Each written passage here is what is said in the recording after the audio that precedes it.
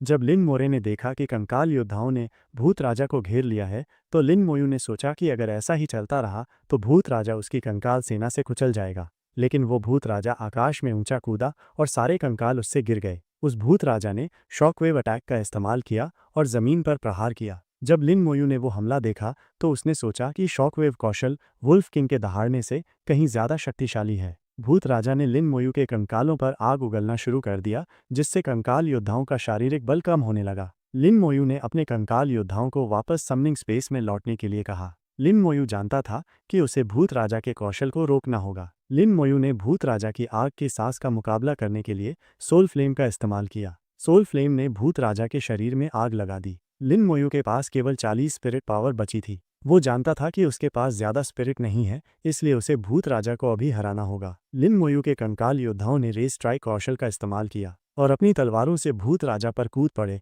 और आखिरकार उन्होंने भूत राजा को मार डाला। लिन मोयू को एक संदेश मिला कि भूत राजा मारा गया है। लिन मोयू को 400,000 अनुभव अंक मिले और उसने भूत राजा का कोर भी प्राप्त किया। लिन मोयू आखिरकार लेवल 12 पर पहुंच गया। लिन मोयू ने भगवान को धन्यवाद दिया कि लेवल बढ़ने से उसकी स्पिरिट फिर से भर गई, क्योंकि उसने अभी अभी इसका इस्तेमाल किया था। लिन मोयू ने कहा कि अब काल कोठरी से निकलने का समय आ गया है। निकलने से पहले लिन मोयू ने विजडम रोप पहना जो उसे काल कोठरी साफ करने के बाद मिला था। लिन मोयू जानता था कि भले ही एक नेक्रोमेंसर को जादूगर पेशा माना जाता है, लिन मोयू के कौशल एक जादूगर से बहुत अलग हैं। लिन मोयू ने सोचा कि इस भूत राजा के कोर की कीमत लगभग $10,000 होगी, जो लगभग 2 उपकरणों की कीमत है। लिन मोयू ने कहा कि इस काल कोठरी के पुरस्कार बहुत अच्छे हैं। लेवल बढ़ने और अपनी स्पिरिट के फिर से भरने के बाद लिन मोयू फिर से 4 कंकाल योद्धाओं को बुला सकता है और वो ऐसा ही करता है। लिन मोयू एक कंकाल योद्धा के साथ काल कोठरी से लौटा। हर कोई ये देखकर हैरान रह गया कि लिन मोयू ने अकेले ही काल कोठरी को साफ कर दिया।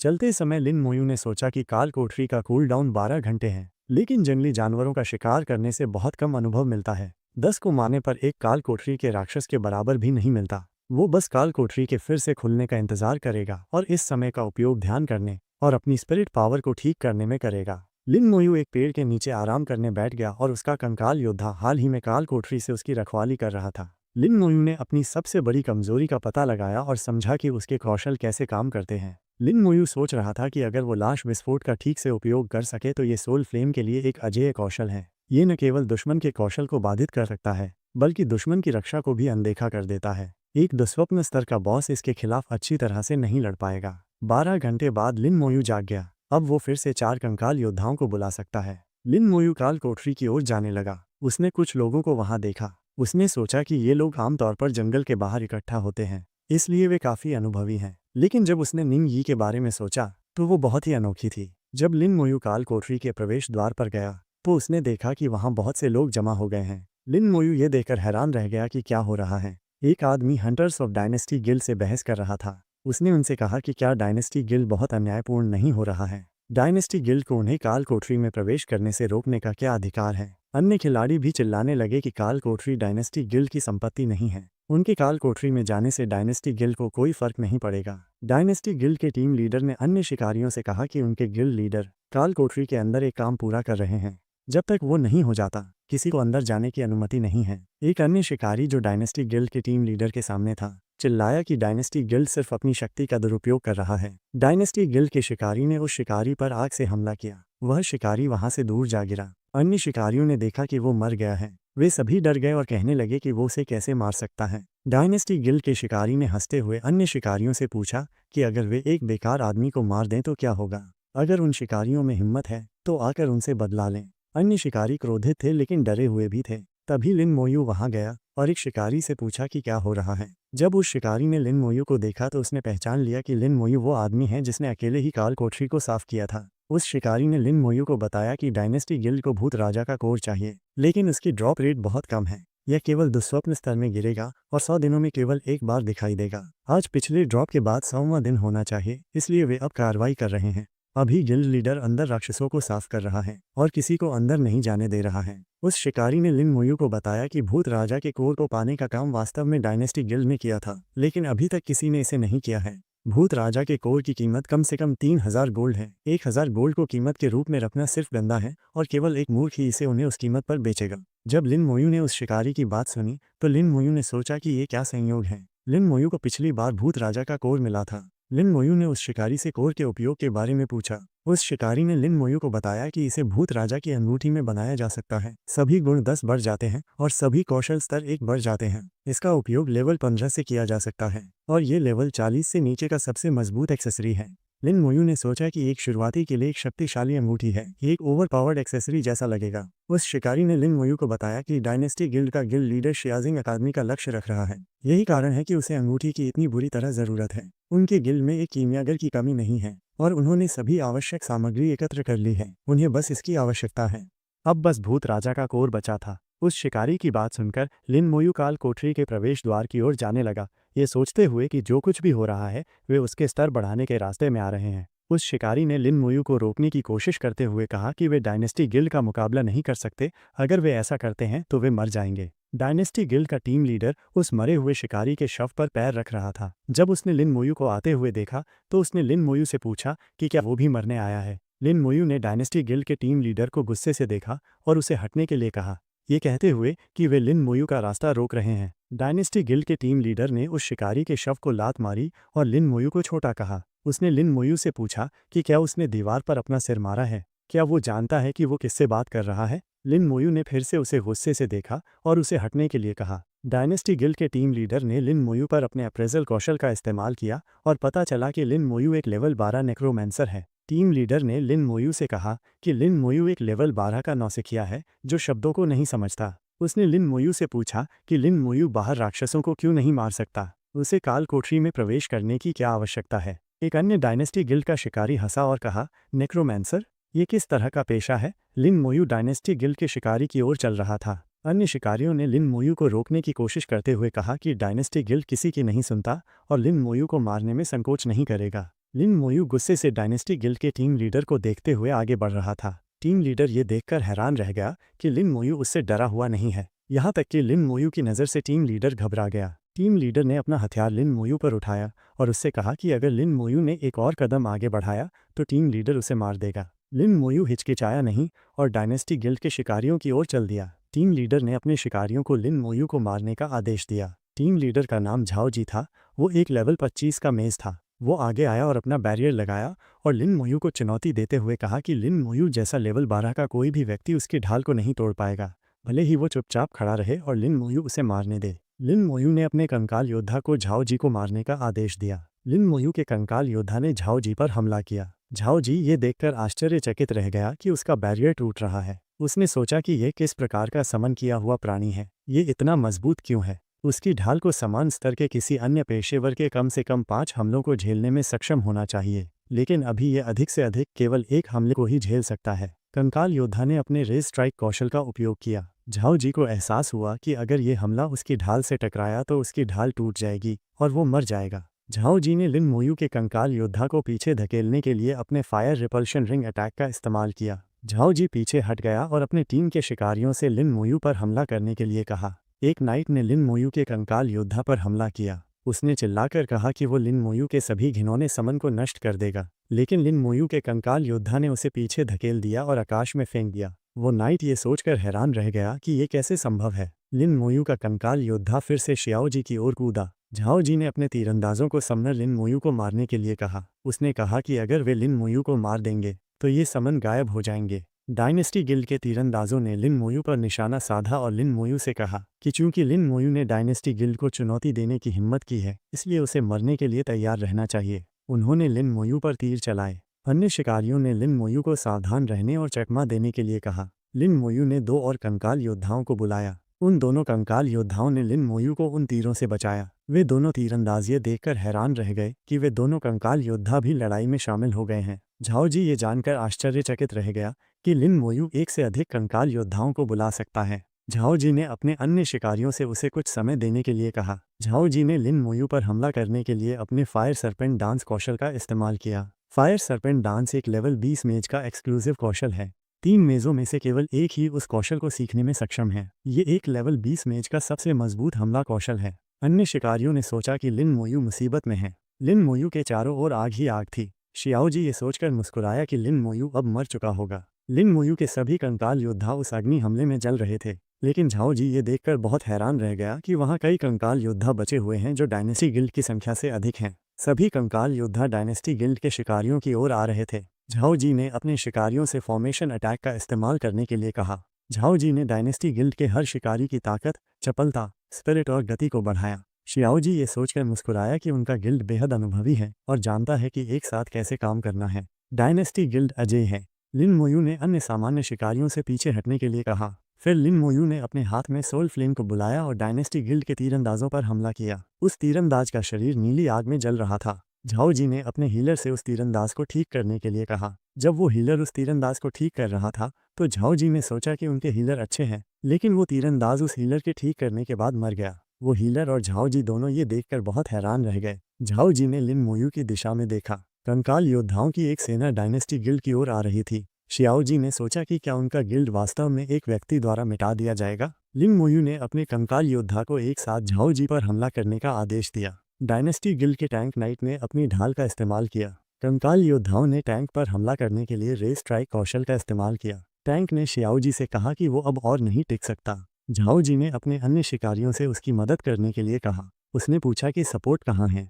जैसे ही उस टैंक की ढाल टूटी, दूसरी ढाल का इस्तेमाल करने वाला भी सोल फ्लेम से टकराकर मर गया। जब झाओ जी ने देखा कि उसके शिकारी एक एक करके मर रहे हैं तो उसे एहसास हुआ कि सब खत्म हो गया है, उनका फॉर्मेशन टूट रहा है। झाओ जी भागने लगा। वो बहुत डरा हुआ था क्योंकि उसके लिए लिन मोयू बिल्कुल भी इंसान नहीं था। लेकिन लिन मोयू अपने कंकाल योद्धा के साथ पहले ही वहां पहुंच गया। उसने शियाओ जी से कहा कि भागने के लिए कहीं जगह नहीं है। कंकाल योद्धा ने झाओ जी को अपनी लंबी तलवार से मारा। झाओ जी दूर जा गिरा। लिन मोयू ने कॉप्स एक्सप्लोजन कौशल का इस्तेमाल किया। लिन मोयू सोच रहा था कि अपनी प्रतिभा से एनहेंस्ड होने के बाद त्रिज्या में वृद्धि के अलावा दुश्मनों को होने वाला नुकसान दुश्मन के स्वास्थ्य का 100% तक बढ़ गया है। ये ज्ञात है कि एक नाइट का स्वास्थ्य पेशेवरों में सबसे अच्छा होता है, इसलिए यदि नुकसान उनके स्वास्थ्य का 100% है तो कोई भी जीवित नहीं बचेगा। हर जगह आग लगी हुई थी। डायनेस्टी गिल्ड का एक शिकारी झाओ जी की ओर भागता हुआ आ रहा था। उसका शरीर जल रहा था। झाओ जी अपने शिकारी को अपनी आंखों के सामने मरते हुए देखकर बहुत डरा हुआ था।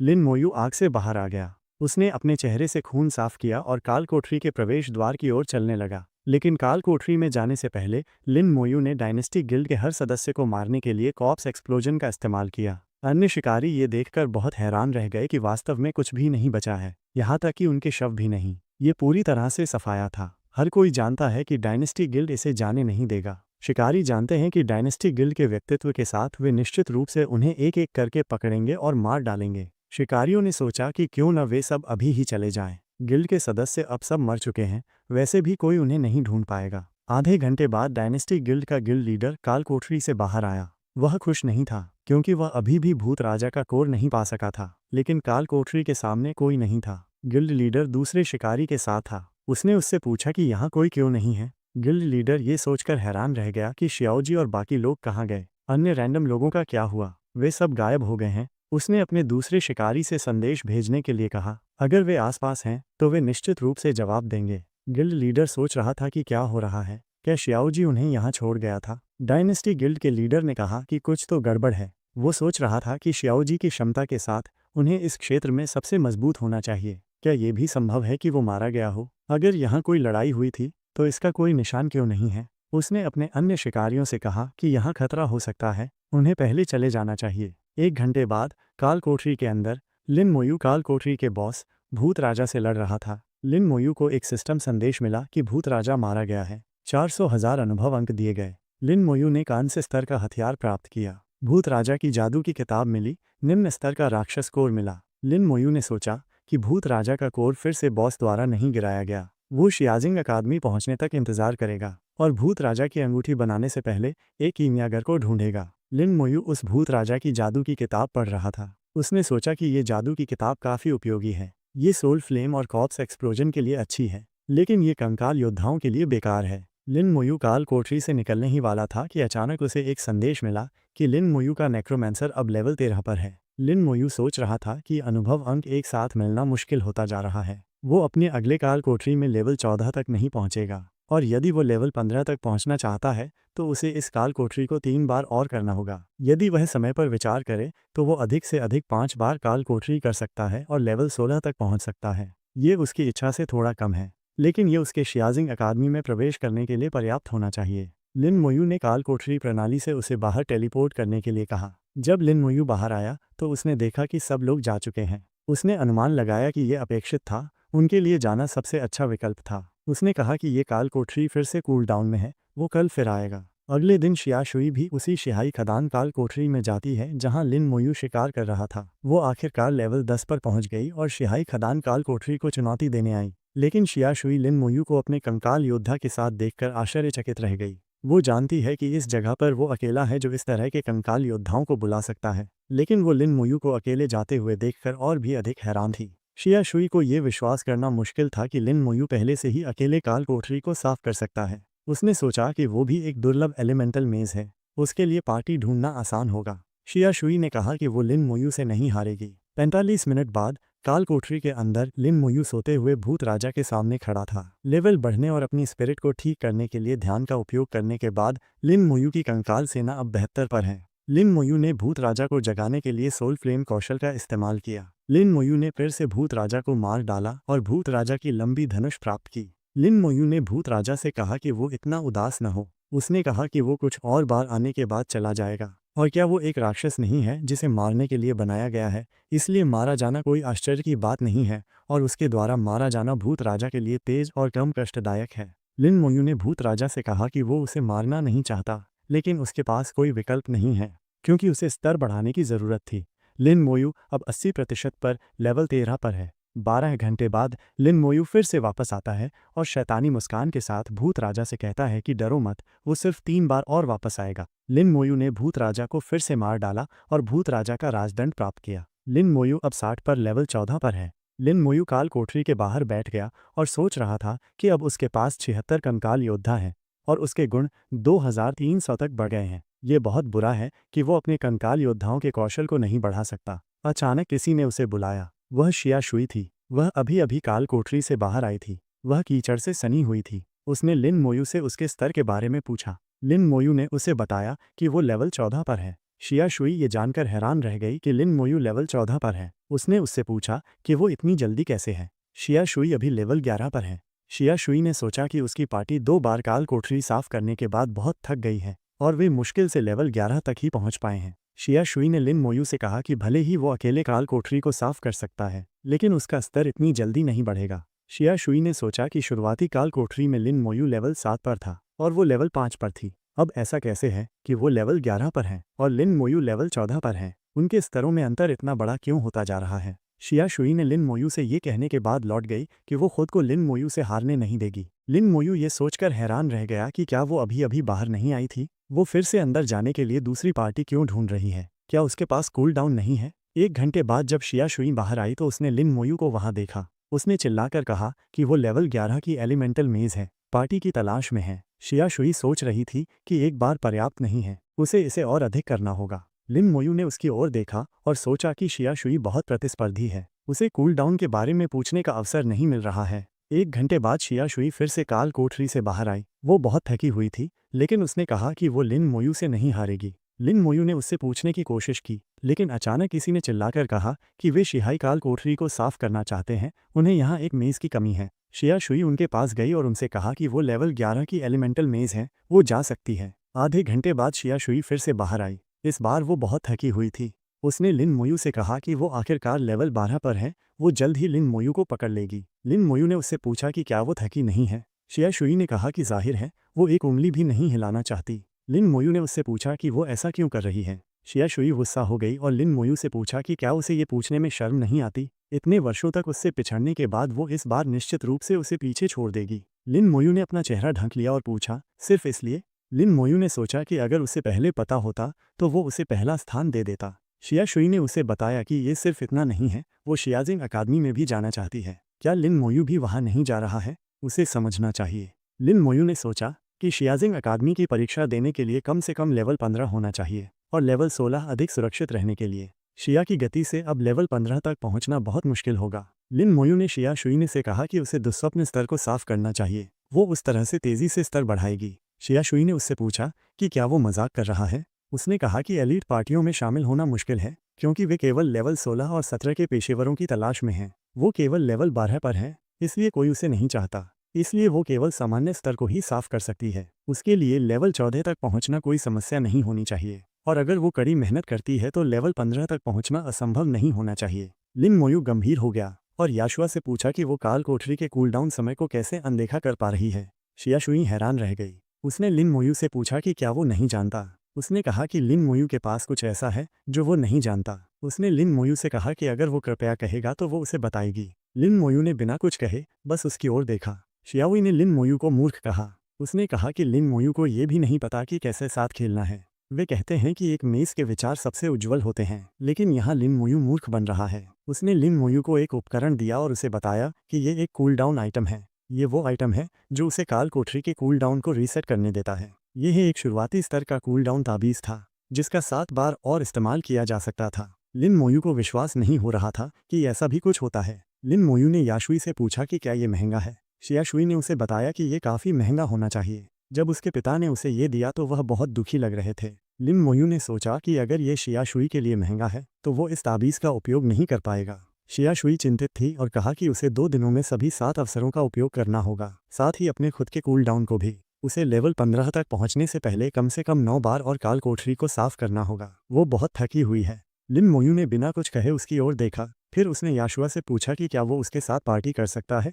इस तरह वो निश्चित रूप से लेवल 15 तक पहुंच जाएगी और उसे कुछ नहीं करना पड़ेगा। शियाशुई ने सोचा कि ये लड़का अकेले ही काल कोठरी को साफ कर सकता है। अगर 2 लोग काल कोठरी को साफ करते हैं तो अधिक अनुभव मिलता है और क्या उसे कुछ नहीं करना पड़ेगा। लेकिन शियाशुई ने सोचा कि अगर वो इस तरह से करेगी तो क्या इसका मतलब ये नहीं होगा कि वो कभी भी उससे ऊंचे स्तर तक नहीं पहुंच पाएगी। उसने कहा ठीक है, वो लिन मोयू का प्रस्ताव स्वीकार करेगी। वो उसके साथ पार्टी करेगी और वे कूलडाउन ताबीज़ साझा करेंगे। शिया ने सोचा कि अगर वो उसका पीछा नहीं करेगी तो वो उसे नहीं पकड़ पाएगी। लिन मोयू ने शियाशुई से कहा कि उसे अब आराम करना चाहिए, वे 2 घंटे में शुरू करेंगे। शियाशुई ने कहा ठीक है, वो झपकी ले लेगी। दोनों आराम करते हैं और अपनी ऊर्जा वापस लाते हैं। 2 घंटे बाद लिन मोयू और शियाशुई काल कोठरी के सामने खड़े थे। लिन मोयू ने शुरुआती स्तर के कूल डाउन ताबीज़ पर क्लिक किया और दुस्वप्न स्तर को चुना। दोनों टेलीपोर्ट होने लगे। शियाशुई डर गई और लिन मोयू को रुकने के लिए कहा। उससे पूछा कि क्या उसने दुस्वप्न स्तर चुना है। दोनों काल कोठरी के सुरक्षित क्षेत्र के अंदर थे। जब शियाशुई ने वहां राक्षस देखे तो वो बहुत चौंक गई। उसने कहा कि राक्षसों के गुण बहुत अधिक हैं, यह स्पष्ट रूप से दुस्वप्न स्तर है। उसने लिन मोयू से पूछा कि क्या उसने गलत स्तर चुना है। सुरक्षित क्षेत्र छोड़ने से पहले लिन मोयू ने शियाशुई से कहा कि वो उसके करीब रहे। शियाशुई ने सोचा कि लिन मोयू पागल है, वे मर जाएंगे। शियाशुई लिन मोयू के करीब रही, लेकिन वह सोच रही थी कि अगर वो अभी भाग गई तो लिन मोयू निश्चित रूप से उसका मजाक उड़ाएगा। लिन मोयू उसे तेजी से चलने के लिए ले गया। उसने उससे पूछा कि क्या वो डरी हुई है। शियाशुई लिन मोयू पर गुस्से से चिल्लाई। शिया ने देखा कि लिन मोयू के कंकाल योद्धा राक्षसों पर हमला नहीं कर रहे हैं। शियाशुई ने उससे पूछा कि वो उन पर हमला क्यों नहीं कर रहा है। शियाशुई को आश्चर्य हुआ कि राक्षस उसके कंकालों को कोई नुकसान नहीं पहुंचा रहे हैं। लिन मोयू राक्षसों के साथ एक सुरंग की ओर भाग रहा था। शियाशुई समझ नहीं पा रही थी कि लिन मोयू वास्तव में क्या कर रहा है। लेकिन जब शियाशुई सुरंग के अंदर गई तो वो बहुत चौंक गई। वहां भेड़िया राजा था। शिया ने सोचा कि यह भेड़िया राजा है और दुस्वप्न स्तर पर यह सामान्य से 2 गुना बड़ा है। लिन मोयू के कंकाल योद्धा ने एक गोबलिन को हवा में फेंका। लिन मोयू ने अपने लाश विस्फोट कौशल का इस्तेमाल किया, ये सोचते हुए कि अगर वो पहले की तरह लड़ता है तो ये समय की बर्बादी है। लाश विस्फोट का उपयोग करके उन्हें तुरंत मारना उसका बहुत समय बचाएगा। शियाशुई बहुत आश्चर्यचकित थी क्योंकि उसका अनुभव तुरंत 30% बढ़ गया। शियाशुई ने देखा कि लिन मोयू के एक हमले से सभी राक्षस एक ही समय में मर रहे हैं। उसने कहा कि ये क्या बकवास है, क्या वो काल कोठरी को इस तरह साफ कर सकता है। भेड़िया राजा बस ऐसे ही मर गया। शियाशुई बहुत हैरान थी, सोच रही थी कि उसकी 3 लोगों की पार्टी को भेड़िया राजा को मारने के लिए 20 मिनट तक संघर्ष करना पड़ा था, लेकिन वो 1 मिनट से भी कम समय में मर गया। यहाँ लिन मोयू ने कहा चलो चलते हैं। शियाशुई ने लिन मोयू से पूछा क्या तुम पूरे समय दुस्वप्न स्तर को साफ कर रहे हो। शियाशुई ने सोचा कि अगर उसने इसे व्यक्तिगत रूप से नहीं देखा होता तो उसे कभी विश्वास नहीं होता। एक पेशेवर स्तर 20 से नीचे का खिलाड़ी दौड़ते हुए अकेले दुस्वप्न स्तर की काल कोठरी को साफ कर रहा है। शियाशुई ने लिन मोयू से पूछा कि क्या वो स्तर 10 से अकेले ही सफाई कर रहा है। लिन मोयू ने कहा हाँ वो कर रहा है। शियाशुई को आश्चर्य हुआ कि काल कोठरी में प्रवेश करने के बाद 10 मिनट भी नहीं हुए हैं और वे पहले ही अंतिम बॉस का सामना कर रहे हैं। जब शियाशुई ने गोबलिन राजा को देखा तो उसने कहा कि उसकी पिछली पार्टियों को अंत तक पहुंचने में कम से कम 1 घंटा लगता था। लिन मोयू ने गोबलिन राजा को मारने के लिए फिर से सोल फ्लेम कौशल का इस्तेमाल किया। शियाशुई को आश्चर्य हुआ कि अंतिम बॉस भी एक ही बार में मारा गया। अचानक लिन मोयू को एक संदेश मिला कि उसका स्तर बढ़ गया है, वो अब स्तर 15 का नेक्रोमेंसर है। शिया शुई स्तर 12 पर थी। दोनों के बीच का अंतर केवल बढ़ता जा रहा था। गोबलिन राजा को मारने के बाद शिया शुई को कांस्य स्तर की गोबलिन राजा की लंबी तलवार मिली। उसने कहा कि ये बहुत बुरा है कि ये एक कर्मचारी नहीं है। लिन मोयू ने उससे पूछा कि क्या उसे राजदंड मिला है। शिया शुई ने कहा नहीं। उसने कहा कि गोबलिन राजा का राजदंड स्तर 20 से पहले सबसे मजबूत जादूगर हथियार है। भले ही व्यापार बाजार में कुछ है, वो अपने पिता से पैसे नहीं मांगना चाहती। लिन मोयू ने गोबलिन राजा का राजदंड शिया शुई पर फेंक दिया। शिया शुई ने उसे पकड़ लिया। उसने उससे पूछा कि वो इसका उपयोग क्यों नहीं करना चाहता। लिन मोयू ने उसे गोबलिन राजा की जादू की किताब दिखाई और कहा कि उसके पास ये है और उसे राजदंड पसंद नहीं है। शिया शुई ने कभी लिन मोयू को जादू की किताब निकालते हुए नहीं देखा था। उसने सोचा कि शायद ये लिन मोयू के उपयोग के लिए बहुत महत्वहीन वस्तु है। लिन मोयू गोबलिन राजा के शवों के पास गया और सोचा कि राक्षसों को इकट्ठा करना और लाश विस्फोट का उपयोग करना सबसे तेज तरीका है। लिन मोयू ने अपना हाथ गोबलिन राजा के शवों पर रखा और उससे कहा, मुझे माफ़ करना। लिन मोयू ने उससे कहा कि उसे 5 बार और मरना होगा। शिया शुई ने लिन मोयू से पूछा कि वो बॉस से क्यों बात कर रहा था, ऐसा नहीं है कि वो उसे समझेगा। लिन मोयू ने शिया शुई से कहा कि वो सिर्फ इसे कहना चाहता था, इससे कोई फर्क नहीं पड़ता कि वो समझ सकता है या नहीं। लिन मोयू काल कोठरी से बाहर जा रहा था। शिया शुई ने उसे देखा और सोचा कि कौन बॉस से माफ़ी मांगेगा, क्या बॉस सिर्फ उन्हें मारने के लिए नहीं है। शिया शुई ने कहा कि लिन मोयू एक अजीब व्यक्ति है, लेकिन वो थोड़ा प्यारा है। लिन मोयू ने शिया शुई से कहा, चलो बाहर चलते हैं और जारी रखते हैं। दोनों काल कोठरी से बाहर आ गए। जैसे ही वे बाहर आए, लिन मोयू ने फिर से कूल डाउन ताबीज़ का इस्तेमाल किया और उन्होंने दूसरी बार काल कोठरी को साफ किया। फिर दोनों ने इसे 3 बार और किया और स्तर 14 पर पहुंच गए। शिया शुई खुश थी। उसने कहा कि उनके पास अभी भी बड़ी परीक्षा से पहले 1.5 दिन है, वे 2 बार और काल कोठरी को साफ कर सकते हैं। अगर वो स्तर 15 तक पहुंच सकती है तो परीक्षा पास करना आसान हो जाएगा। उसने लिन मोयू को मूर्ख कहा और उससे पूछा कि क्या वो भी फिर से स्तर बढ़ाएगा। लिन मोयू ने कहा हाँ।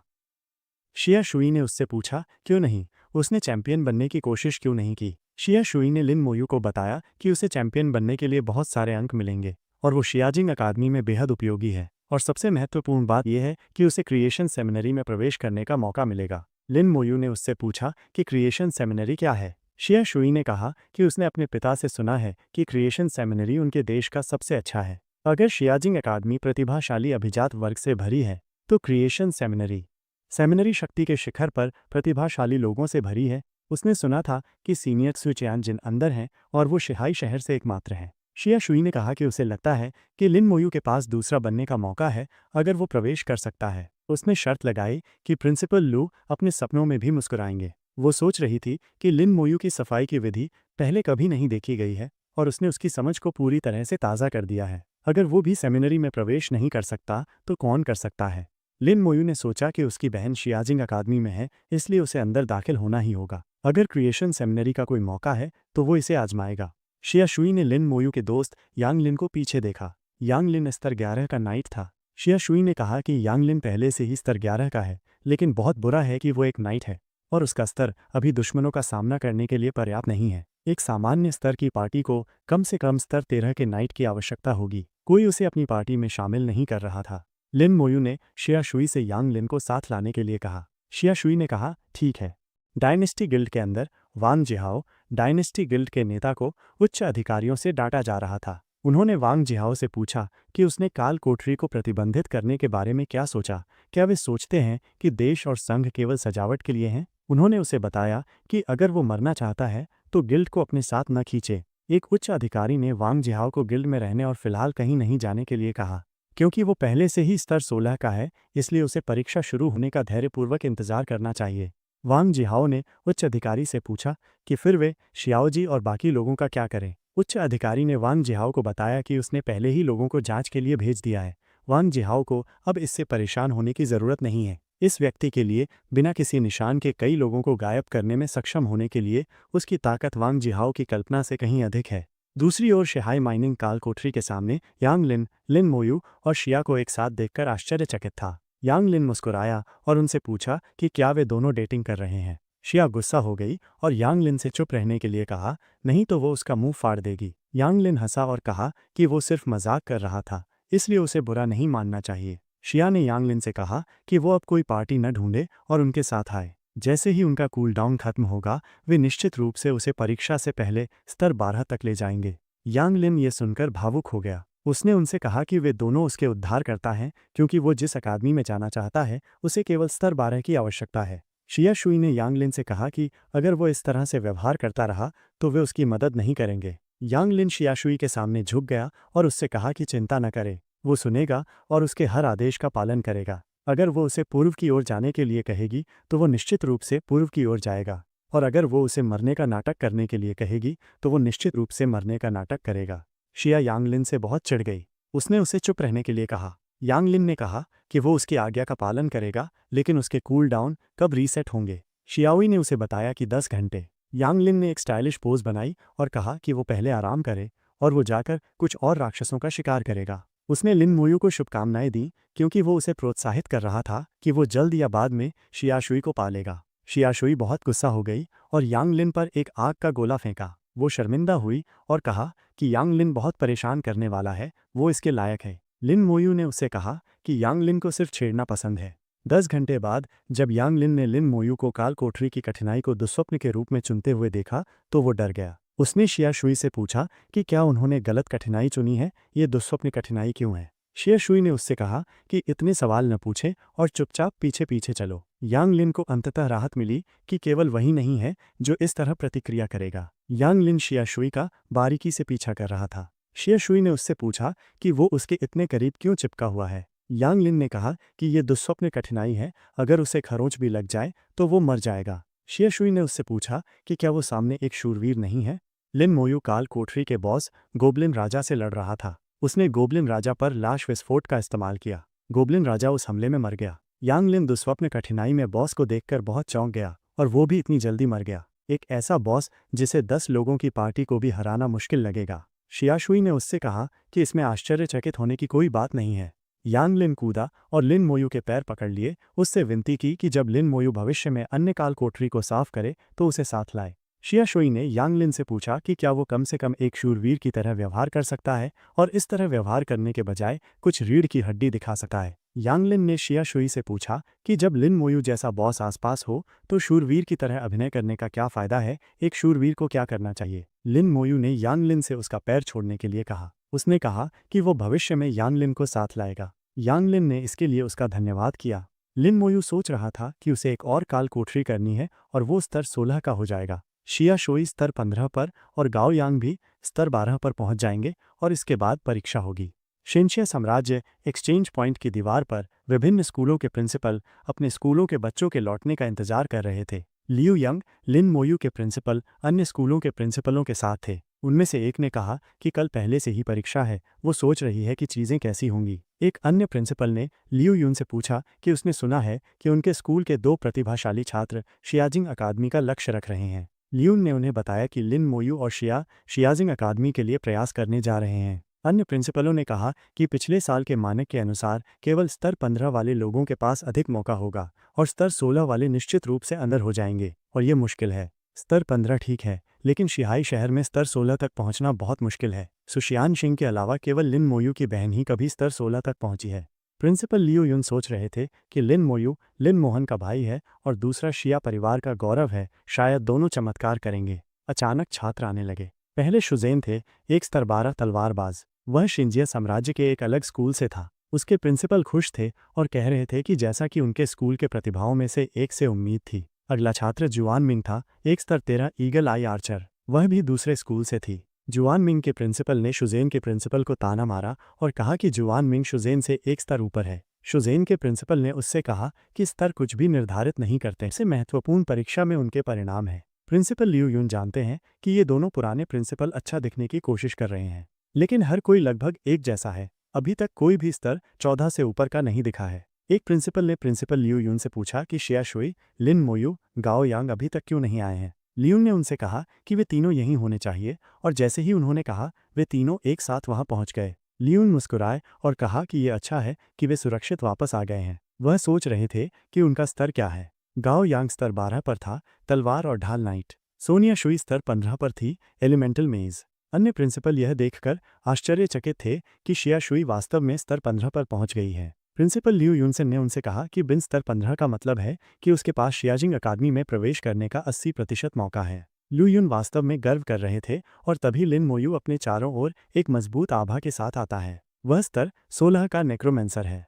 हर कोई ये देखकर बहुत चौंक गया कि लिन मोयू शियाशुई से एक स्तर ऊपर है। एक प्रिंसिपल ने कहा कि लिन मोयू और अन्य ने शायद बिना रुके काल कोठरी को साफ किया होगा। गाओ यांग के हाथ में तलवार और ढाल और शिया का राजदंड दोनों गोबलिन राजा के हथियार हैं। ड्रॉप रेट बेहद कम है, इसलिए एक ही सेट से हथियार प्राप्त करना लगभग असंभव है। ऐसा लगता है कि वे कड़ी मेहनत कर रहे हैं। प्रिंसिपल लू यून ने यांग लिन और अन्य को पहले बस में चढ़ने के लिए कहा। वो सभी के इकट्ठा होने के बाद उन्हें स्कूल वापस भेज देंगे। प्रिंसिपल लू यून अंदर से खुश थे, क्योंकि इस बार वो आखिरकार उन पुराने बदमाशों से बदला ले सकते थे। प्रिंसिपल लू यून ने लिन मोयू से आज रात अच्छी तरह आराम करने के लिए कहा, क्योंकि कल वे स्कूल में इकट्ठा होंगे और एक साथ परीक्षा स्थल के लिए रवाना होंगे। लिन मोयू सोच रहा था कि चूंकि वह स्तर 16 पर पहुंच गया है, इसलिए उसे विश्वास है कि वो जजिंग अकादमी में स्वीकार हो सकता है। और अब जब वो इसे देखता है तो वो निश्चित रूप से पहला स्थान प्राप्त करने और क्रिएशन सेमिनरी का लक्ष्य रखने की कोशिश कर सकता है। अगले दिन लिन मोयू परीक्षा स्थल पर जाता है। उसकी आत्मा पूरी तरह से ठीक हो गई है और उसके पास 100 कंकाल हैं और उनके गुण 2500 तक पहुंच गए हैं। वह आज अपनी चरम स्थिति में है। वह पहले यांग लिन से मिलता है, फिर वह शियाशुई से मिलता है। शियाशुई लिन मोयू से पूछती है कि क्या वो आश्वस्त है। लिन मोयू ने उससे कहा कि वो आश्वस्त है। शियाशुई ने उसे बताया कि फिर शियाजिंग अकादमी में मिलने के लिए। प्रिंसिपल लू यंग ने सभी को एक टेलीपोर्टेशन स्टोन दिया और उनसे इसे तोड़ने या आत्मा का उपयोग करके परीक्षा स्थल पर भेजे जाने के लिए कहा। उन्होंने एक बार फिर उनसे दोहराया और उनसे परीक्षा के दौरान अपनी सुरक्षा को प्राथमिकता देने के लिए कहा। उनका जीवन सबसे महत्वपूर्ण है। लिन मोयू ने टेलीपोर्टेशन स्टोन का इस्तेमाल किया। उसे शियाशुई और अन्य के साथ झोंगनिंग प्रांतीय परीक्षा केंद्र में टेलीपोर्ट किया गया। यहाँ 10,000 से अधिक लोग हैं। अचानक उनके सामने ट्रायल टॉवर सक्रिय हो जाता है। इसने घोषणा करते हुए सभी को नियमों को ध्यान से सुनने के लिए कहा। कोई आवाज नहीं, कोई सवाल नहीं। अनुपालन करने में विफलता पर तुरंत अयोग्यता मिलेगी। दो छात्र बात करते हैं कि अगर कोई सवाल नहीं पूछा जा सकता है तो क्या होगा अगर किसी को कुछ समझ में ना आए। अचानक उनका शरीर चमकने लगा, क्योंकि उन्होंने नियमों का उल्लंघन किया और अयोग्य घोषित कर दिया गया। यांग लिन इसे देखकर बहुत डर गया। उसने अपना मुंह अपने हाथ से ढक लिया। लिन मोयू ने उसे देखा और सोचा कि यांग लिन कम से कम इतना तो समझदार लगता है। इसने फिर से नियमों की घोषणा करना शुरू कर दिया। ट्रायल टॉवर विभिन्न पेशेवरों को अलग अलग परीक्षण देगा। मुख्य युद्ध प्रकारों को युद्ध परीक्षण दिए जाएंगे। समर्थन प्रकारों को विभिन्न स्थितियां दी जाएंगी। मूल परीक्षण को क्लियर करने के बाद किसी को चुनने के लिए 3 स्तर दिए जाएंगे। विभिन्न कठिनाई स्तर किसी को अलग अलग परिणाम देंगे और अंततः किसी को अलग अलग अंक देंगे। अंक परीक्षा के लिए किसी के परिणाम हैं और उनका उपयोग विभिन्न अकादमियों के अंदर किया जा सकता है जिनमें वे प्रवेश करेंगे। अकादमियों में अंक सोने के सिक्कों से अधिक मूल्यवान हैं। कोई भी अभी अपने पास मौजूद किसी भी उपकरण का उपयोग कर सकता है, लेकिन कोई भी आइटम का उपयोग नहीं कर सकता है और सभी की भंडारण जगह सील कर दी जाएगी। जो नियमों का उल्लंघन करेंगे उन्हें अयोग्य घोषित कर दिया जाएगा। उन्होंने सभी छात्रों से कहा कि वे अब टॉवर में प्रवेश करने के लिए कतार में लगें। लिन मोयू भी प्रवेश करने के लिए लाइन में था। वो सोच रहा था कि अगर जियांगमिंग प्रांत में पहले से ही इतने लोग परीक्षा दे रहे हैं तो अभी पूरे देश में परीक्षार्थियों की संख्या शायद 10 लाख से अधिक होगी। वो सही सोच रहा था कि ट्रायल टॉवर काल कोठरी के समान है। उन्हें उनके पेशे के अनुसार अलग अलग जगहों पर भेजा जाएगा। प्रशिक्षक लिन मोयू को देखते हैं और बातें कर रहे थे कि क्या ये नई पेशा है जिसकी शिहाई शहर ने सूचना दी है, एक नेक्रोमेंसर। उन्होंने कहा कि दी गई जानकारी के अनुसार ये एक समनिंग प्रकार का मेज होना चाहिए। वे उम्मीद कर रहे थे कि ये नया पेशा उन्हें निराश नहीं करेगा। जब लिन मोयू अखाड़े में प्रवेश करता है तो एक प्रशिक्षक दूसरे से लिन मोयू को पहले एक दुर्लभ मेज के रूप में वर्गीकृत करने और उससे 2 स्तर ऊपर मेज प्रकार के राक्षस भेजने के लिए कहता है। लिन मोयू के सामने एक मेज प्रकार का राक्षस बुलाया गया। ये एक टास्क वुल्फ ऑर्क मेज था। ये किसी प्रकार की रोशनी से ढका हुआ था। लिन मोयू ने महसूस किया कि राक्षस के चारों ओर की रोशनी उसे उसका स्तर और गुण देखने की अनुमति नहीं दे रही है। जब उल्टी गिनती 0 पर पहुंच जाती है तो लिन मोयू उस राक्षस पर सोल ब्लेज कौशल का उपयोग करता है, क्योंकि वो जानता है कि अगर वो राक्षस का स्तर नहीं देखता है तो इससे कोई फर्क नहीं पड़ता, क्योंकि वो राक्षस सिर्फ एक हमले में मारा गया था। सिस्टम संदेश आता है कि लिन मोयू ने अपना परीक्षण पूरा कर लिया है। उसे पूरा करने में जो समय लगा वो 0.1 सेकंड है। परीक्षण टॉवर मॉनिटर रूम के अंदर प्रशिक्षक बहुत हैरान थे। निंग जुआन फंग मुख्य परीक्षकों में से एक आए। एक प्रशिक्षक ने मास्टर निंग से पूछा कि वो यहाँ क्यों हैं। परीक्षक निंग ने कहा कि उन्होंने सुना है कि एक नया पेशा है। उन्होंने उनसे उसे दिखाने के लिए कहा। एक प्रशिक्षक ने उनसे पूछा कि उन्हें क्या करना चाहिए, क्योंकि लिन मोयू ने राक्षस को तुरंत मार डाला। वे इस वर्ग की क्षमता का आकलन नहीं कर सकते। परीक्षक निंग ने उस प्रशिक्षक से कहा कि अगर दुर्लभ पेशे की कठिनाई लिन मोयू की ताकत का परीक्षण नहीं कर सकती है तो उसे पौराणिक पेशे की कठिनाई के साथ इसे फिर से करने दे। प्रशिक्षक ने परीक्षक निंग से पूछा कि क्या ये लिन मोयू के साथ बहुत अन्यायपूर्ण नहीं है। परीक्षक निंग ने उससे कहा कि ये ठीक है, क्योंकि ये पहली बार तुरंत मारना था। वे लिन मोयू को पहले 100 अंक देंगे। यदि लिन मोयू दूसरे दौर को पास करता है तो परीक्षक निंग व्यक्तिगत रूप से उसे 1000 अंक और देंगे।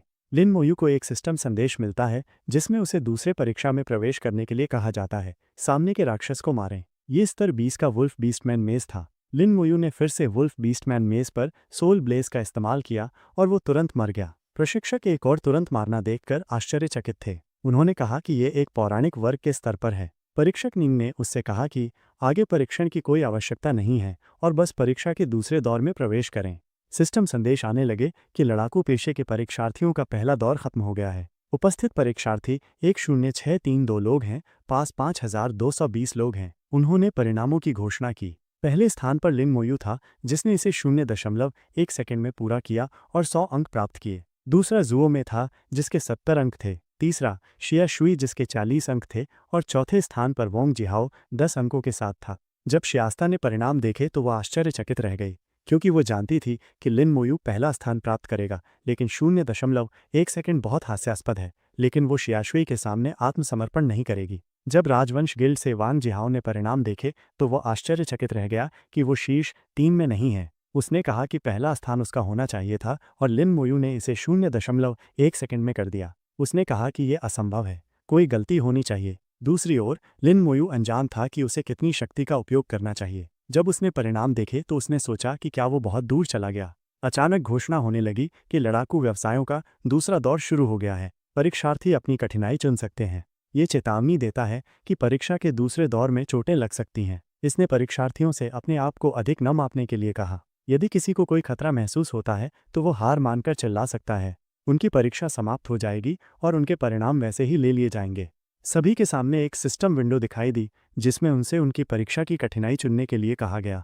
सामान्य राक्षस जो 1 अंक देते हैं, दुस्वप्न राक्षस जो 3 अंक देते हैं और नरकंकाल राक्षस जो 5 अंक देते हैं। लिन मोयू ने महसूस किया कि वे प्रतिस्पर्धा कर रहे हैं कि 30 मिनट में कौन अधिक राक्षसों को मार सकता है। वांग जिहाद ने दुस्वप्न कठिनाई को चुना। उसने कहा कि एक नरक स्तरीय राक्षस को मारना 5 सामान्य राक्षसों को मारने के बराबर है। भले ही लिन मोयू पहले दौर में पहला स्थान प्राप्त करे, वो इस दौर में वांग जिहाओ को कभी नहीं हरा पाएगा। जिया शुई ने भी सामान्य कठिनाई को चुना, ये सोचते हुए कि एलिमेंटल मेज करीबी मुकाबले में निपुण नहीं होते हैं और न ही वे उच्च कठिनाई वाले एकल मुकाबले में अच्छे होते हैं, लेकिन वे मात्रा के साथ जीतते हैं। शुजीन ने भी दुस्वप्न कठिनाई को चुना। एक प्रशिक्षक ने दूसरे से कहा कि रेज वॉरियर को दुर्लभ व्यवसायों के भीतर भी एक शक्तिशाली वर्ग के रूप में गिना जाता है। वांग जिहाओ को इस दौर में अच्छे परिणाम मिलने चाहिए। एक अन्य प्रशिक्षक ने कहा कि एलिमेंटल मेज उत्कृष्ट बर्स्ट क्षति कर सकते हैं, लेकिन वे करीबी मुकाबले में अच्छे नहीं होते हैं। शिया शुई स्मार्ट है, उसने सामान्य कठिनाई को चुना। अन्य प्रशिक्षकों ने शुजीन के बारे में कहा कि डाइव दुर्लभ पेशे का हत्यारे वर्ग है, करीबी मुकाबले में बेहद शक्तिशाली। दुस्वप्न या नरकंकाल कठिनाई अच्छे विकल्प हैं, लेकिन हर प्रशिक्षक की निगाहें लिन मोयू पर थीं। वे सभी सोच रहे थे कि नेक्रोमैंसर लिन मोयू ने कौन सी कठिनाई चुनी। लिन मोयू चुनने से पहले सोच रहा था कि परीक्षा का ये दौर उनकी निरंतर युद्ध क्षमता का परीक्षण करता है। 30 मिनट तक बने रहना किसी भी छात्र के लिए आसान काम नहीं है। लिन मोयू को छोड़कर उसने नरकंकाल कठिनाई को चुना। सभी प्रिंसिपल भी वहां देख रहे थे। वे प्रिंसिपल लियून से कह रहे थे कि उन्होंने जैकपॉट मारा, शीर्ष 3 में से 2 उनके छात्र हैं। एक अन्य ने लुयून से कहा कि अगर लिन मोयू प्रांतीय चैंपियन बन जाता है तो प्रिंसिपल लुयून स्वर्ग में जाएंगे। लिन मोयू के अखाड़े में एक कुलीन राक्षस स्तर 13 वुल्फ बीस्टमैन वॉरियर लिन मोयू से लड़ने के लिए आता है। लिन मोयू उस राक्षस को देखता है और सोचता है कि ये राक्षस बहुत कमजोर है, लेकिन ये समझ में आता है कि अगर राक्षस बहुत मजबूत होंगे तो ये अधिकांश परीक्षार्थियों को खत्म कर देगा। लिन मोयू अपने कंकाल योद्धा को बुलाता है और उसे उस राक्षस पर हमला करने का आदेश देता है। लिन मोयू का कंकाल योद्धा स्तर 16 पर है। कंकाल योद्धा ने उस राक्षस को एक ही हमले में मार डाला। लिन मोयू ने कहा कि यह बहुत आसान है। उसने देखा कि पहले को मारने के 5 सेकंड बाद दूसरा राक्षस प्रकट होता है, इसलिए इस दौर के लिए 2 कंकाल पर्याप्त हैं। प्रशिक्षक बहुत आश्चर्यचकित थे और पूछ रहे थे कि क्या लिन मोयू का समन राक्षस इतना शक्तिशाली है। ये उन सभी समन से अधिक मजबूत है जो प्रशिक्षकों ने सभी समनर वर्गों से देखे हैं, और लिन मोयू उनमें से 2 को बुला सकता है। परीक्षक निंग ने कहा कि यह नया वर्ग अधिक मजबूत है। फिर उसने सोचा कि वांग जिहाओ अपनी सहन शक्ति का ख्याल किए बिना अपनी पूरी कोशिश कर रहा है, लेकिन वो शिया शुई से थोड़ा पीछे था। लिन मोयू एक तरफ बैठ गया जब उसके कंकाल योद्धा उन राक्षसों को मार रहे थे। जब प्रशिक्षकों ने लिन मोयू को परीक्षा के दौरान आराम करते हुए देखा तो वे आश्चर्यचकित रह गए, क्योंकि ये उनके इतिहास में पहली बार था। परीक्षा उसके लिए बहुत आसान थी। परीक्षक निंग ने लिन मोयू के बारे में कहा कि ये युवक दिलचस्प है। दूसरा दौर आखिरकार खत्म हो गया। वांग जिहाओ थक गया था। उसने कहा कि उसने 50 से अधिक राक्षसों को मार डाला है। ये नरक जैसी कठिनाई बिल्कुल भी सरल नहीं है। इस बार पहला स्थान उसका होना चाहिए। ये घोषणा होने लगी कि परीक्षा का दूसरा दौर अब खत्म हो गया है। इस दौर में 5220 परीक्षार्थी थे और 2780 घायल और अयोग्य घोषित परीक्षार्थी थे। शेष 2440 परीक्षार्थी या तो अयोग्य घोषित हो सकते हैं या परीक्षा के अगले दौर में प्रवेश कर सकते हैं। वांग जाहो उनसे चिल्लाया कि जल्दी करो और उसे स्कोरबोर्ड दिखाओ, लेकिन जब परिणाम आया तो लिन मोयू फिर से 1605 स्कोर अंकों के साथ पहले स्थान पर था। फिर जुआ में 470 अंकों के साथ, फिर शिया शुई 270 अंकों के साथ और फिर वांग जिहाओ 265 अंकों के साथ। वांग जाहो बहुत आश्चर्यचकित हुआ। उसने कहा कि यह असंभव है। लिन मोयू का स्कोर इतना अधिक कैसे है? राक्षसों की प्रजनन दर 5 सेकंड में एक राक्षस है। अधिकतम 12 राक्षस प्रति मिनट। प्रत्येक राक्षस 5 अंक देता है। 30 मिनट में अधिकतम स्कोर 1800 है। लिन मोयू के 1605 अंक हैं, इसलिए उसे 301 राक्षसों को मारना चाहिए। वांग जिहाओ ने पूछा कि क्या लिन मोयू को राक्षसों को मारने में समय नहीं लगता? अन्य प्राचार्यों ने प्राचार्य लू यूं से कहा कि उनका छात्र बहुत शक्तिशाली है। वर्षों पहले अद्भुत प्रतिभाशाली सुके शिन ने इस दौर में 700 अंक प्राप्त किए थे। लिन मोहन ने 650 प्राप्त किए। लिन मोयू के सामने सिस्टम संदेश आया जिसमें उससे तीसरे परीक्षा की कठिनाई चुनने के लिए कहा गया। इस परीक्षा में एक बॉस स्तर के राक्षस का सामना करना होगा। सामान्य स्तर के लिए 100 स्कोर अंक दिए जाते हैं, दुस्वप्न स्तर के लिए 300 अंक दिए जाते हैं और नरक स्तर के लिए 500 अंक दिए जाते हैं। लिन मोयू ने फिर से नरक स्तर चुना। वह जानता है कि इस बार बॉस स्तर की एकल लड़ाई है और ये एक व्यक्ति की ताकत की सीमाओं का परीक्षण करना है। इस बार दिखाई देने वाला राक्षस स्तर 15 भेड़िया बीस्ट कैप्टन है, जो एक बॉस राक्षस है। जब लिन मोयू ने उस नरक स्तर के बॉस को देखा तो उसने सोचा कि ये राक्षस चेन हाई खानों के कुलीन राक्षसों की तुलना में भी नहीं है। वह समझ गया कि साम्राज्य वास्तव में एक नरक स्तर का राक्षस नहीं छोड़ेगा।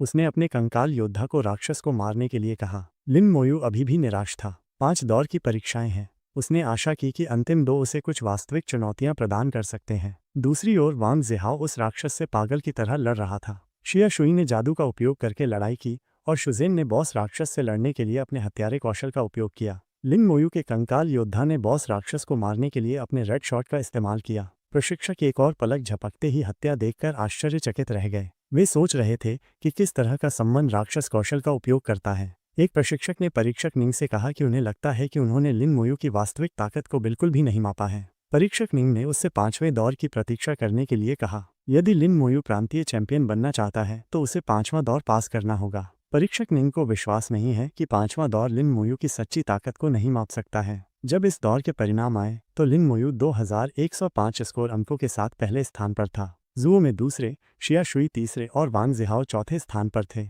लिन मोयू सूची में यांगलिन का नाम देखकर आश्चर्यचकित रह गया। वह 302 अंकों के साथ 670वें नंबर पर था। फिर घोषणा फिर से शुरू हुई कि अगला दौर परीक्षा का चौथा दौर है। चौथे दौर में कठिनाई और खतरा बहुत बढ़ जाएगा। छात्र अभी भी जारी रखने या अयोग्य घोषित होने का विकल्प चुन सकते हैं। वांग जिहो ने सोचा कि चौथा दौर अब शुरू हो रहा है, उसके ऊपर जाने का यही मौका है। घोषणा जारी रही कि छात्रों के वर्तमान परिणामों के साथ साम्राज्य के शीर्ष 100 अकादमियों में प्रवेश करना अब कोई मुद्दा नहीं है, क्योंकि कोई भी अयोग्य घोषित नहीं होना चाहता है। चौथे दौर के नियम घोषित होने लगे। सभी छात्रों को राक्षस हमलों की 10 लहरों का सामना करना पड़ेगा। प्रत्येक लहर में 10 राक्षस होंगे, कुल मिलाकर 100 राक्षस। राक्षसों की अगली लहर तब दिखाई देगी चाहे छात्र पिछली लहर को मिटा दे या नहीं। अंतिम लहर, एक बॉस स्तर के राक्षस के नेतृत्व में छात्र उन सभी को मारकर गुजरेंगे। प्रत्येक राक्षस छात्रों को 10 अंक देता है। उन सभी को साफ करने के बाद छात्रों के स्कोर को कुल 2000 स्कोर से गुणा किया जाएगा। लिन मोयू के सामने 100 शक्तिशाली राक्षस खड़े थे। प्रशिक्षक आपस में बात कर रहे थे कि लिन मोयू इस दौर को कैसे संभालेगा। एक समनर से निपटने का सबसे अच्छा तरीका समनर को ही खत्म करना है। उन्होंने सोचा कि लिन मोयू इस बार घबरा जाएगा। परीक्षक निंग ने प्रशिक्षक से कहा कि उसे लगता है कि परीक्षा का ये दौर अभी भी लिन मोयू के लिए चुनौती नहीं होगा। लिन मोयू ने इस दौर में 3 कंकाल योद्धाओं को बुलाया क्योंकि उसने सोचा कि इस दौर के लिए 3 कंकाल पर्याप्त होने चाहिए। उसके कंकालों ने राक्षसों को मारना शुरू कर दिया। जब वे राक्षस लिन मोयू पर हमला करने की कोशिश कर रहे थे तो उसने उन पर सोल ब्लेज का इस्तेमाल किया। वे राक्षस लिन मोयू की दया पर थे। प्रशिक्षक ये देखकर आश्चर्यचकित रह गए कि लिन मोयू का तीसरा सम्मिलित राक्षस है। उन्होंने सोचा कि लिन मोयू ने इसका पहले इस्तेमाल क्यों नहीं किया और अब इसे क्यों बुलाया, वह इतना छुपाना क्यों पसंद करता है। लिन मोयू ऊब गया था। उसने सोचा कि यह परीक्षा बहुत ही नीरस है। चेन हाई माइंस भी इससे बेहतर हैं। इसमें कोई आश्चर्य नहीं है। प्रशिक्षक लिन मोयू को लड़ते हुए देखकर कहने लगे कि यह दिलचस्प नहीं है। इस बच्चे के बारे में कुछ भी रोमांचक नहीं है। वे दूसरों को भी देख सकते हैं।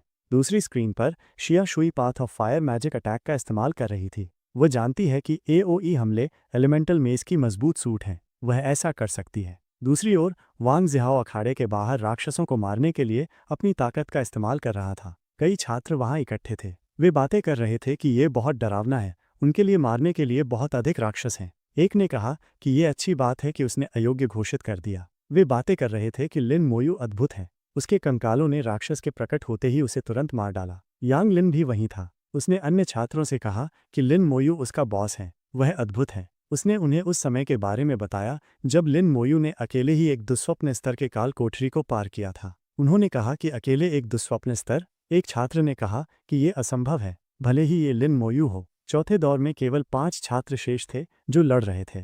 फेंग शू आखिरकार अपनी असली ताकत दिखा रहा है। वह एक स्तर 15 पवित्र तलवारबाज है। वह फेंग परिवार के तलवारबाज वंश से आया है, इसलिए वह जानता है कि परीक्षा के अंतिम 2 दौर स्कोर बढ़ाने की कुंजी हैं। वह इसका इंतजार कर रहा था। वंग जाहो भी बेकाबू हो रहा था। बेरसर्क एक ऐसा कौशल है जो 5 मिनट के लिए ताकत और संविधान को 500 तक बढ़ा देता है और चपलता को 200% तक कम कर देता है। लिन मोयू ने राक्षसों की अंतिम लहर को मार डाला। एक प्रशिक्षक ने घोषणा की कि परीक्षा का चौथा दौर समाप्त हो गया है। 5 परीक्षार्थी उत्तीर्ण हुए हैं। परिणाम इस प्रकार हैं। पहला स्थान लिन मोयू 3605 अंकों के साथ था। दूसरा स्थान जुओ में 2470 अंकों के साथ था। तीसरा स्थान शिया शुए 2270 अंकों के साथ था। चौथा स्थान वांग जिहाओ 2265 अंकों के साथ और फेंग शू 5वें स्थान पर 2200 अंकों के साथ था। लोग बातें कर रहे थे कि केवल 5 लोग ही पास हुए। चौथे दौर के बाद केवल 5 लोग ही बचे हैं। क्या कोई वास्तव में 5वां दौर पास करेगा? अगर चौथा दौर इतना कठिन है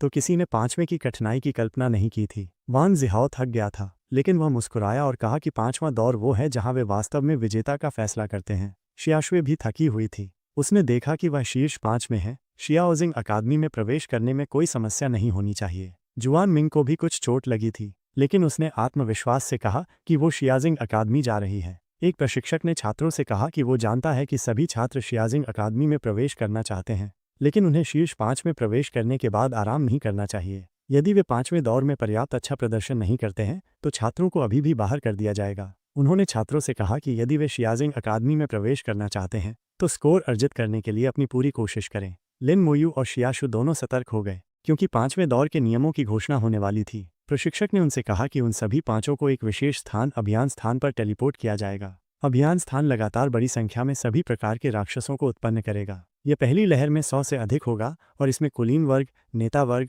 और यहाँ तक कि बॉस भी शामिल होंगे। वे जितनी तेजी से मारेंगे, राक्षस उतनी ही तेजी से पैदा होंगे। वे उतनी ही तेजी से मजबूत होंगे। सभी को अपने हमले की लय को नियंत्रित करने की जरूरत है। अपने स्कोर पर नजर रखें। अभियान स्थान को 5 अलग अलग चरणों में विभाजित किया गया है। प्रत्येक चरण का एक अलग स्कोर होता है। केवल परीक्षार्थी ही स्कोर के नियम देख सकते हैं। परीक्षक भी उन्हें नहीं जानते हैं। अभियान स्थान में प्रवेश करने के बाद सभी परीक्षक जो देख सकते हैं वो छात्र के स्कोर में बदलाव है। इसलिए यदि छात्रों के पास कोई छिपे हुए कार्ड हैं तो उन्हें अब उनका उपयोग करना चाहिए। पहले चरण का राक्षस स्तर 15 है। प्रत्येक हत्या के बाद स्कोर 50 अंक है। दूसरे चरण का राक्षस स्तर 16 है। प्रत्येक हत्या के बाद स्कोर 100 अंक है। तीसरे चरण का राक्षस स्तर 17 है। प्रत्येक हत्या के बाद स्कोर 200 अंक है। 4 चरणों का राक्षस स्तर 18 है। प्रत्येक हत्या के बाद स्कोर 400 अंक है। 5वें चरण का राक्षस स्तर 19 है। प्रत्येक हत्या के बाद स्कोर 800 अंक है। लिन मोयू को एक अंधेरी एकांत जगह पर टेलीपोर्ट किया गया। वो मौत के आभा को यहाँ कगार तक भरा हुआ महसूस कर सकता है। ऐसा लगता है कि यहाँ एक अकल्पनीय लड़ाई हुई थी। लिन मोयू ने सोचा कि क्या ये उन्हें युद्ध के मैदान का एहसास कराने के लिए है। यहाँ स्तर 15 के रोएदार बीस्टमैन थे। लिन मोयू बस देख सकता है। उन राक्षसों का स्तर, कोई कौशल या विशेषताएं दिखाई नहीं दे रही थीं। वह रोएदार बीस्टमैन आकाश की ओर दहाड़ता है। लिन मोयू आकाश की ओर देखता है और सोचता है कि क्या ये राक्षस अपनी दहाड़ से अपने साथियों को बुला रहा है। लिन मोयू का कंकाल योद्धा उस राक्षस पर हमला करता है, लेकिन वह तुरंत नहीं मरता। ऐसा लगता है कि उसका संविधान उच्च है। लिन मोयू ने कहा कि अगर ये एक ही बार में नहीं मरा तो 2 बार करेंगे। उसके कंकाल योद्धा ने उस राक्षस को मार डाला। लिन मोयू ने उस राक्षस के शव पर अपने शव विस्फोट कौशल का उपयोग किया। लिन मोयू का स्कोर बढ़ने लगा। प्रशिक्षक ने महसूस किया कि लिन मोयू ने कार्रवाई की। वे आश्चर्यचकित थे कि लिन मोयू का स्कोर एक ही बार में 500 बढ़ गया। उसने पहले चरण के 10 राक्षसों को तुरंत मार डाला। लिन मोयू ने सोचा कि चूंकि राक्षस अपनी दहाड़ से अपने साथियों को आकर्षित करेंगे, इसलिए उसे बस यहाँ उनके आने का इंतजार करना होगा। लिन मोयू ने देखा कि राक्षस का शव गायब हो रहा है। ये मन की ओर देखा और कहा कि क्या अब उसकी बारी है।